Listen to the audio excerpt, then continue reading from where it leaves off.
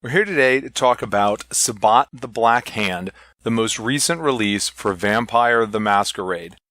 At the moment that I am speaking these words, and I don't know how long this will last, if you go on the Renegade website right now and you pre-order the physical book, you'll get a copy of the PDF. That wasn't true a little bit ago. It may not be true in the future, but just forewarned, that's available now. So I don't know if the physical book isn't out, but the PDF is. Sabbat the Black Hand brings a full book of information on Vampire's third sect, the Sabbat. Sorry, Ashira, you're number 4 at best. The Sabbat are the Vampire's boogeymen, the monsters that the monsters are scared of. They care nothing for humanity, whether it's with or without a capital H. They venerate diablerie and seek the destruction of elders. They're religious fanatics bent on nothing less than the obliteration of the founders of the vampire clans. And they have no compunction about embracing scores of humans at a time or shredding the masquerade to do it. Sabbat the Black Hand is not, however, the same sort of presentation as Camarilla or Anarch, the other two books about the vampire sects.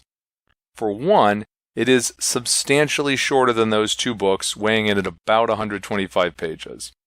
And, as I'll talk about more, it is firmly aimed at using the Sabbat as antagonists only, which really splits this book's audience in two. Players who are looking for how does the Sabbat work in V5 are probably going to have a much different opinion from players who are looking for how do I play as V20 style Sabbat using V5 mechanics. In general, I try to keep my Vampire the Masquerade 5th edition reviews to reviews of the book as something for V5. It's almost impossible to do that, however, with Sabbat. There is too much Sturm und Drang amongst longtime vampire fans about the revised, and therefore V20 era notion of the Sabbat as a fully playable option, as compared to the V5 era where they are emphatically not. The V5 core book was, to my mind, not terribly clear on how things had changed day to day in the interaction between the Anarchs and the Camarilla, but it was quite clear about the basics of how things had changed for the Sabbat, and they had changed a lot. As such, this review is going to discuss how this book might be used in a typical V5 campaign, but it must, of necessity, also consider how it can or cannot be used in other ways. How much things have changed in setting and in theme and in mechanics, or lack thereof, for the Sabbat. And I'm going to just tackle this head on instead of what otherwise I might do of having more of an introduction to the Sabbat for people who are new to Vampire and don't necessarily know Vampire very well. First, Sabbat the Black Hand explicitly emphasizes how the Sabbat are being presented as antagonists, not as possible player characters, right? This isn't just a thing where, oh, it's the general idea of the book that they're antagonists, not player characters. It flat out says it in the book right up front, like repeatedly. As the book notes, Sabbat vampires are entirely removed from humanity, and therefore they are entirely removed from one of, if not the, central theme of Vampire the Masquerade. Indeed, there's a greater emphasis on paths of enlightenment in Sabbat the Black Hand, not because they want to go into a lot of detail about how paths of enlightenment work, but because those paths of enlightenment are the very ways that the Sabbat uses to discard humanity, capital H. But Sabbat the Black Hand goes further than that, emphasizing how, despite its creed of personal freedom and revolution, the Sabbat largely consists of vampires who have been brainwashed and blood-bound to the cause. In this regard, to a real extent, it calls out a hypocrisy that has always lied at the heart of the Sabbat. The Sabbat of V5 is in some ways a pure Sabbat, more reminiscent of the very original conception of the sect. Gone are the Byzantine political structures. Gone are the multiple ancient subsects. Gone is the pseudo-masquerade. And gone are the Camarilla-like politics that were added starting in the Revised Era especially, to make the Sabbat more functional for use as protagonists in chronicles. The Sabbat have been ravaged by the Second Inquisition and is flinging itself headlong into the Gehenna War. The former capital, Mexico City, has been abandoned.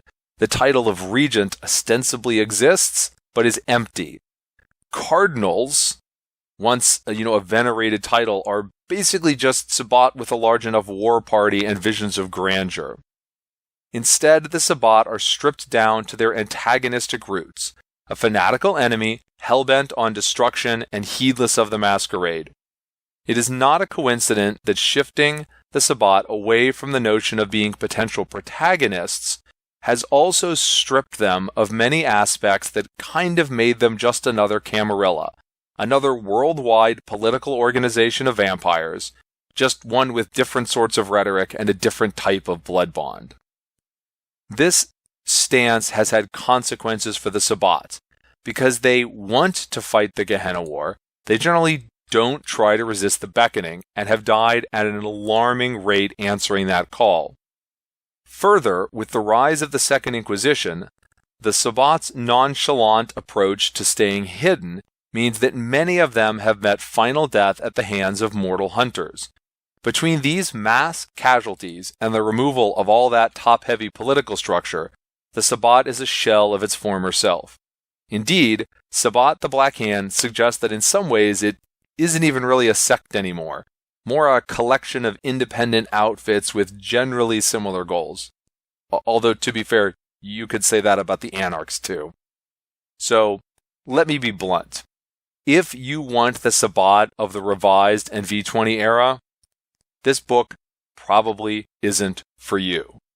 It's not just that there's a conscious withholding of mechanical support for Sabbat player characters. It's that almost everything about the sect has been recast to make them function as antagonists. In some ways returning to the very oldest presentations of the Sabbat, and in other ways doing something entirely new. So, with that discussed, what is the Sabbat up to? Alright, so we know from the V5 core book that the Sabbat want to stop the antediluvians, and a bunch of them have gone off to fight the Gehenna War in the Middle East. Well, Sabbat the Black Hand mentions that there are other Gehenna War hotspots than the Middle East, such as Russia and South America. I know those are kind of big to be hotspots. It's also a little unclear how much South America, or Brazil more specifically maybe, is Gehenna War versus just a lot of Camarilla moving in to take advantage of the Sabbat weakness, but it does reference it as a hotspot. This is what the majority of the Sabbat are up to, fighting the hot war. Probably more likely for player characters to run into are Sabbat fighting the Cold War, attacking directly or indirectly the vampires of the Camarilla, Anarchs, or Ashira. Right? Sabbat want to destroy the Camarilla. They want to end the Anarch movement as well, although individual Anarchs might be seen as fertile recruiting ground if only they could be made to truly understand the existential threat of the antediluvians. Probably the most noteworthy meta-plot tidbit in all of this is that Alamut, the longtime stronghold of the Banu Hakim, has fallen, possibly to a group of Sabbat led by a Salubri.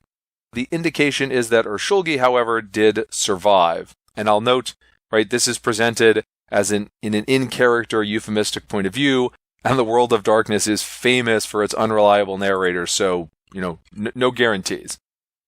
Regardless, most of this action is conducted at the pack level or a little higher. The Sabbat doesn't follow a central authority anymore, and pack priests tend to dictate the actions of their pack according to their path of enlightenment and personal preferences. Note that there is no longer a distinction between a pack's spiritual leader and its temporal leader. There's just one person in charge, that's the pack priest, and typically packs are all on the same path of enlightenment. Cold War packs might target Camarilla elders for diablerie, they might engage in mostly mindless violence to strain the Masquerade police, or they might prepare supernatural shock troops of the shovelhead or oblivion-controlled variety. A concerted assault on a city is often preceded by a call to quote-unquote crusade, hopefully from the Sabbat's point of view, drawing in a variety of pacts to take advantage of destabilization in the target domain that it was caused by the pact that is calling the crusade. So a storyteller who wants to run a more insistent sort of sectarian conflict will still have that option. I mentioned cardinals and the regent earlier. Bishops and archbishops do still exist, and there are still Sabbat cities, although they are much fewer in number and often of much lower vampiric population than they once were. Thank you, Second Inquisition. Some of these titles are flexible, and there are plenty of specifics to buck the generalities. For example, the famed Lucita is still around and is still active as a Sabbat leader. She is the Archbishop of Madrid in what is otherwise essentially a Camarilla city, although it's kind of misleading to call it otherwise a Camarilla city because Lucita is the direct leader of a pack that consists of over 100 vampires, which might be more Camarilla vampires than there are in the entire city. One would expect them to be, right? So you've got one vampire who has multiple titles and who's acting as a direct autocrat over quite a large number of folks with a long-term presence in a contested city. Other locations identified as Sabbat domains are Belgrade and Tijuana, but there are far more instances of, hey, there are some Sabbat trying to contest a city than Sabbat actually holding a city. Note that, as presented in Sabbat the Black Hand, clan is of relatively little importance in the Sabbat, who see it as a legacy of the hated antediluvians. This is, as far as I'm aware, a new concept for the sect, as prior editions of the game still saw great concern for the leadership of the Lasombra and the Tzimisce. The Lasombra, of course, have bolted at this point, and they also showed great concern for what sort of antitribu there were around. The concept of antitribu still exists. Lasombra and Tzimisce who aren't in the Sabbat might be labeled antitribu. Anyone else in the Sabbat might get that tag as well, but it's a term of little meaning. Right? This is not a book that has a separate write-up of, Ventru antitribu, Toreador antitribu, like you might have seen in a Sabbat book in days gone by. And part of the reason why these terms have little meaning is the emphasis on how the individual distinctions between vampires are scrubbed away in the collective of the Sabbat. Now, this is just socially speaking, of course. Vampires don't lose their clan banes or their discipline affinities just because they joined the Sabbat. Beyond the overarching purpose of the Sabbat, one key discussion is the sect's use of rituals. Not the blood sorcery ones, but just more everyday ones. Of course, the most important of these is the Vaulderie, the ritual that breaks blood bonds and binds the members of a Sabbat back together. These bonds of loyalty are known as vincula. In many ways, the Vaulderie is the heart of the Sabbat. From a storytelling perspective, it's a clear signal of who the player character's enemies really are. But note that, like all of these rituals presented in the book, there are no mechanics provided for the Vaulderie or for vincula. It's clear that there is a substantive effect. The Vaulderie didn't become some mundane ritual that just symbolically binds the pack together. It is clearly presented as still having a supernatural blood bonding effect that binds the pack together. There just aren't any mechanics for it. Other formal rituals discussed include the creation rites, including the traditional apply shovel to head, embrace mortal, bury, see what happens.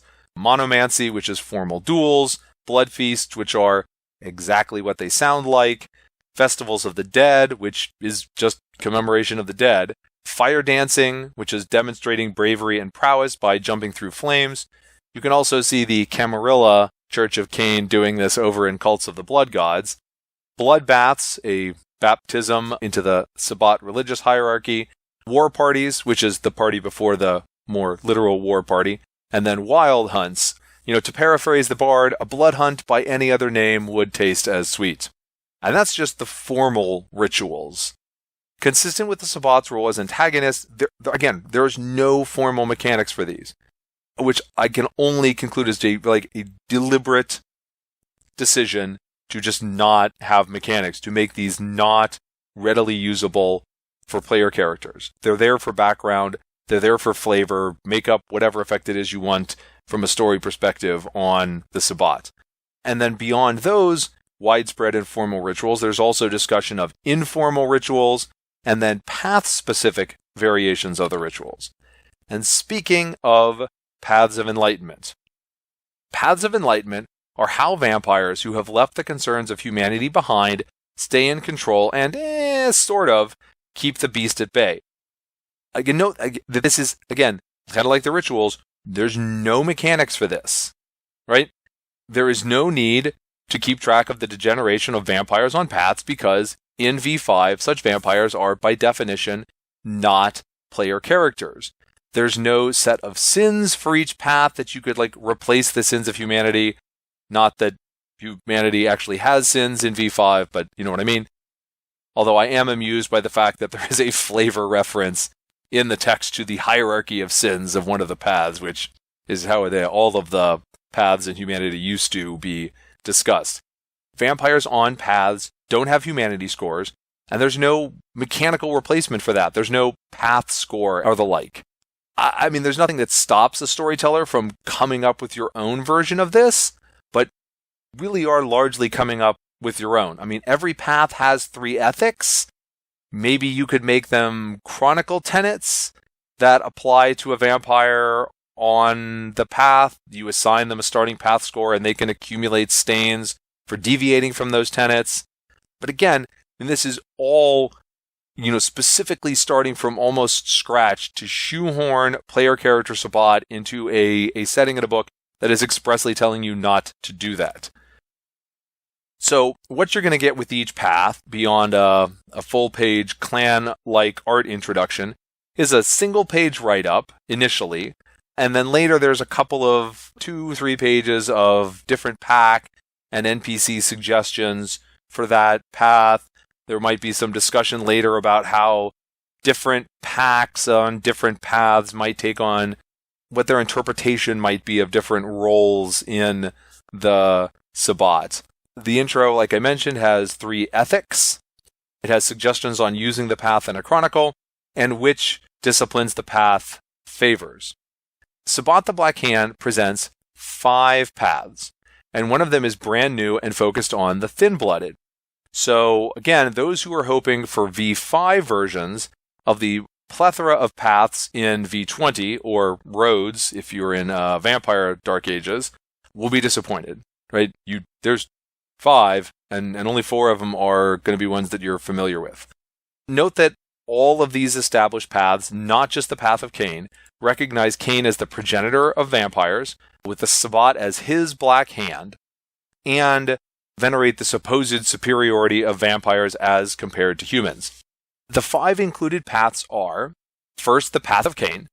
To my mind, this is the central path of the Sabbat, right? It is heavily focused on the veneration of Cain, although mostly just through drinking lots and lots of blood, especially if it means getting to lower one's generation through diablerie. The Naudists, as they are sometimes called, are fond of blood sorcery, animalism, obfuscate, potence, and protean, and I think they like protean for the same reason that we players kind of like it's really good for killing other vampires. Then there's the path of the Cathari. Despite my kind of thoughts of the Path of Cain as being the central one, the Path of Cathari is actually the most common path in the Sabbat, and it's essentially a path of hedonism and cruelty, right? The Cathari are what you get when you take "and it harm none, do what thou wilt," and replace it with something like "do what thou wilt so long as it harms someone." Their shallowness and large numbers also tend to make them the default mass troops of the Sabbat.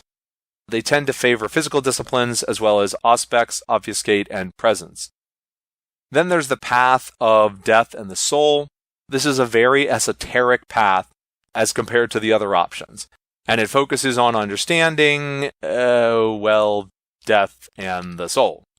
The Necronomists generally keep a chain on their beasts in a way that other Sabbat do not, and they are far more likely to stay away from the front lines of the Gehenna War. They favor oblivion, auspex, blood sorcery, and dominate. So basically Hekata anti-tribute, right? Then you've got the Path of Power and the Inner Voice, or as I have always called it, the path of whatever it was that I wanted to do anyway. I think that label is still fairly apt, as this path focuses on achieving success and power and forcing others to your will. They are more likely to focus on mental or social disciplines than other members of the Sabbat. This, of course, dominate features heavily in this, but they also like fortitude and potence. The fifth path, which is new and not super organized, is the path of the sun. It also specifically mentions that this path has fairly flimsy ethics that are unlikely to hold the beast at bay for long. But then again, this is about thin bloods, and Sabbat vampires in general are short-lived, but thin bloods, they don't even last as long as a normal vampire in the Sabbat.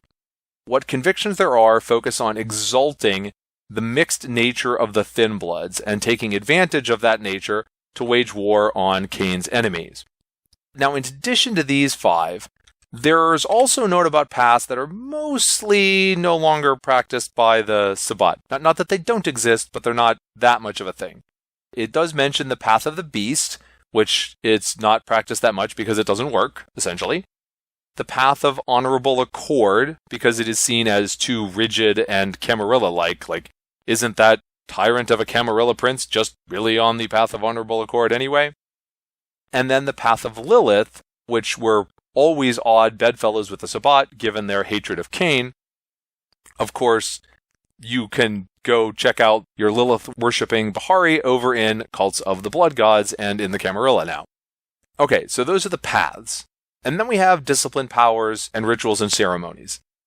These are the mechanical takeaway. If you're a player just looking for mechanics, this is what you're going to get. Discipline powers, rituals, ceremonies. There are no lore sheets in Sabbat the Black Hand. There are 8 new discipline powers, there's 7 new rituals or ceremonies, and there's also a pair of alchemies. Out of everything in this book, these are also the things that, not just mechanically, but also thematically, are not quite as focused on the Sabbat. There are some of these powers that seem notably more useful to a Camarilla vampire than they would to a Sabbat. So I'm not going to try to micro-analyze all of them here, but I'll at least, hit on what each of these does. So there's Unerring Pursuit. This is an Auspex 2 Dominate 1 amalgam that allows the vampire to track a target, probably for a night or two, by being able to see out of the victim's eyes whenever the victim looks at themselves in a mirror or other reflective surface. Scent of Prey is an Animalism 3 power that lets the vampire track the nearest mortal who had witnessed a Masquerade violation. So long as the mortal wasn't already used to that sort of thing. So you can't use this to detect ghouls or hunters. But this seems like a supremely useful power for a member of the Camarilla. To me, this seems like it would make for a good plot device in the hands of a friendly NPC. I mean, players might want it, but you can always still, I think, run it out as an NPC power, even if the players don't want to spend this much experience to be better hounds for the Camarilla Masters. I mean, because, look, let's go deal with the Masquerade breach is a pretty common sort of early in the Chronicle errand that characters get sent on to, see if they can prove their worth to the Camarilla. So at that point, they're probably not buying up a new level 3 power. So, you bring in the NPC, you can always use that to point them in the right direction if you need to.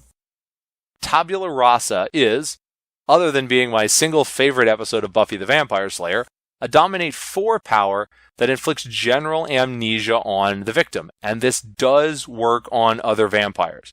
I mean, when I say general amnesia, I don't mean like you forget a little bit. I mean like you have no idea who you are or why you're there. And like it doesn't go away kind of power. If one of your vampires still using humanity does this, they probably are going to take stains. This one seems to me like it might be best used for NPC on NPC plot device use, right? Because using it on a player is kind of just like killing the character anyway.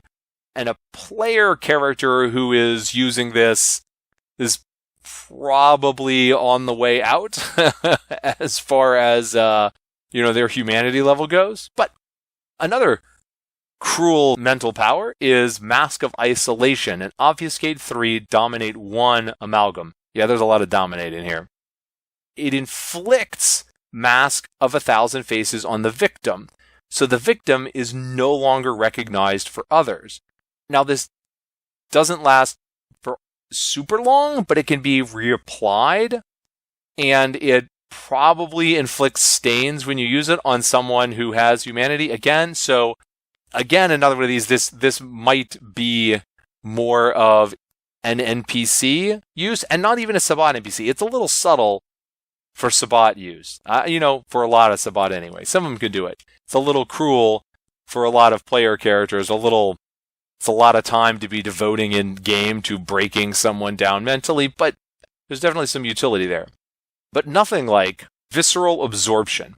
This is a Protean 3 Blood Sorcery 2 Amalgam that allows the vampire to both feed and clean up their murder scene by drawing all nearby inert blood into themselves while vaporizing all solid remains.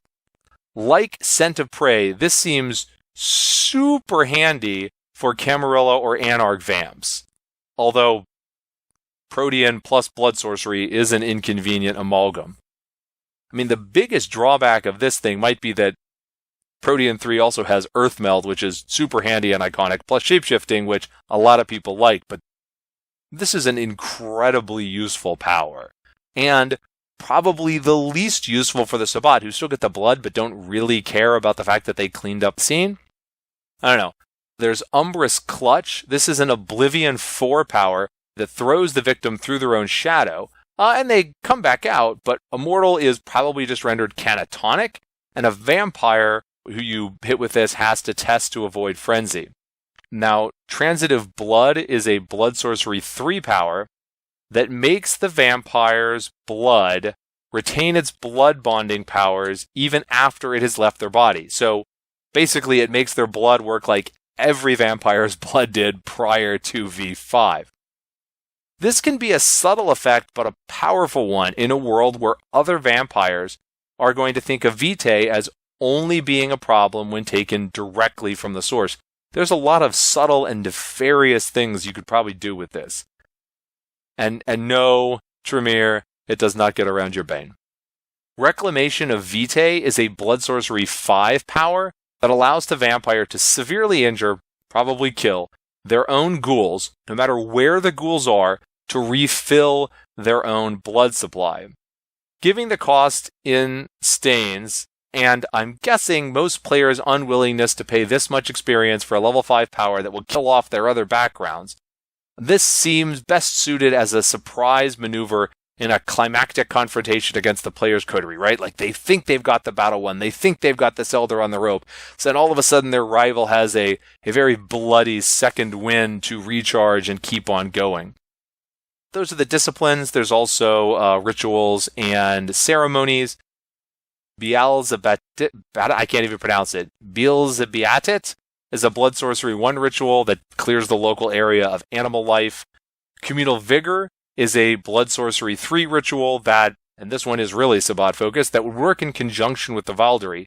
It increases the blood potency of weaker pack members, and it makes them easier for the caster, presumably the pack priest, to use social disciplines on them. So again, you're going back to this collective but dominated nature of the Sabbat. Yeah, it powers up the weaker members, but it also, again, strips them of their individuality. Galvanic Ruination is another Blood Sorcery 3 ritual that shorts out the electronics in a moderately sized building or the equivalent area, including any backups that immediately kick in.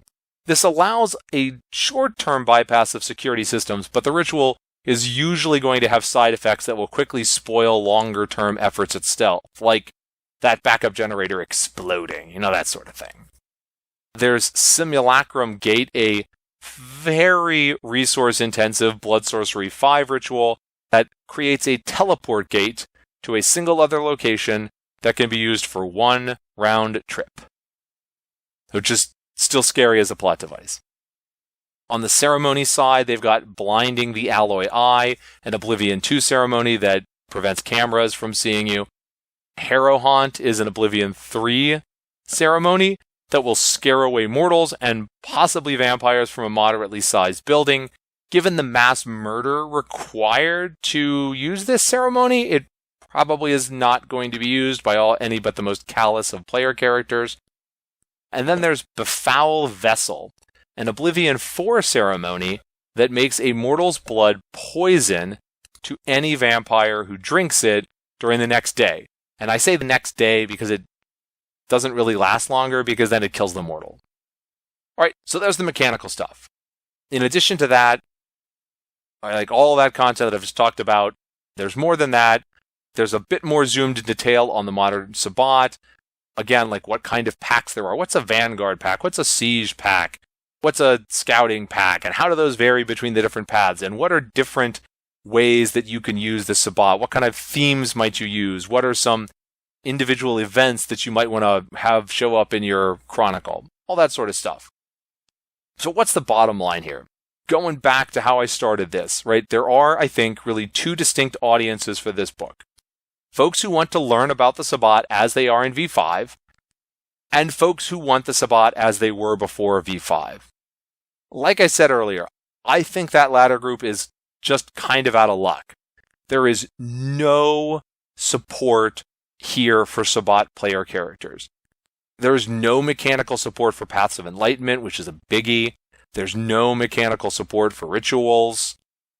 But like I said, it goes beyond that, because I think that most groups that will want to go to the effort of hacking together mechanics for these things are probably also going to want to resurrect story elements of the Sabbat as well, such as that top-heavy Byzantine political structure. And once you're doing that, once you're hacking together the mechanics and you're resurrecting the older version of the Sabbat, I'm not sure how much you're really getting out of this book. So what about everyone else? All right, so of course there's people like me who are completionists who are just going to get it. But other than us, right, this is very much a storyteller book, intentionally so. If you want to use the Sabbat as a storyteller in V5, I think it's clearly worth getting, right? It's short, but right, it's going to give you the basic framework of how this sect works in V5. So let's say you're a player. You're not planning on running as a storyteller. So what then? Well, there are new discipline powers, but there aren't any lore sheets. I'm kind of surprised by that, because most RPG publishers try to cram a bit more player-oriented content into even the most GM-focused of supplements in order to get more non-GMs to buy the book. I mean, I find that noteworthy. I'm not saying that's bad. In some ways, kudos for not trying to cram a bunch of mechanical content for players into something that's designed for storytellers, although they still have some. But you're in this spot, you're a player, it's not a ton of mechanical content. Well, if you're new to Vampire with V5, and you aren't really familiar with the Sabbat, or how it used to be, I would recommend getting this book. It's light on mechanics, but I'll be honest, right? Like, this book has probably more useful fluff information on the Sabbat than, say, the Anarch book does on the Anarchs. Now, if you've already got a good handle on the Sabbat from back in the day, now that useful setting information becomes a lot less useful. The fact that you don't get a mechanical idea of how, say, Paths of Enlightenments work really is going to narrow what you're getting out of those sections. Sure, things have changed. There is new stuff in here, even if you're an old hand at Vampire. But if you already have a general idea of what monomancy and fire dancing are, you're pretty much set on those subjects. So I think that is a lot more a closer call for players like that on whether or not you want to spring for Sabbat the Black Hand. But still, it's a storyteller-focused supplement, and if you're a storyteller who wants to use the Sabbat, I think it's definitely worth getting. If you're a player who is not familiar with the last few decades of lore that's been built up on the Sabbat and how the sect works and rituals and Paths of Enlightenment and all that stuff, if that is new to you, I think this is also definitely worth checking out if you're interested in the background of the setting. To me, I kind of have to pause when I say that, because to me it's like, oh, of course you're interested in the background of the setting, but maybe you're not. So I think there's definitely still an audience out there for this, but there's also no doubt that this is going to be a divisive book simply because there's a significant chunk of the community who really doesn't like how the presentation of the Sabbat was changed in V5, and this book is not going to give those players what they want. It's just not. And now, that is Sabbat, the Black Hand, published by Renegade Games. As I mentioned at the beginning, I'm recording this. It's October 4th. As of the moment, you can go on Renegade's website and pre-order the physical book and immediately get the PDF. I don't know how long that will last, so if you wait till the book's out, I don't think you're going to be able to get the PDF with the physical book anymore, if that sort of thing matters to you. But if you're interested, you might want to go check it out sooner rather than later. But until then, if you've been listening with us for this whole time, I appreciate you sticking around. Please do go below and let me know what you think, or subscribe, or comment any of those interaction sorts of things that YouTube tracks. We always appreciate that. You can also head over to our website. It's strangeassembly.com. But until then, this is Strange Assembly. Never stop gaming.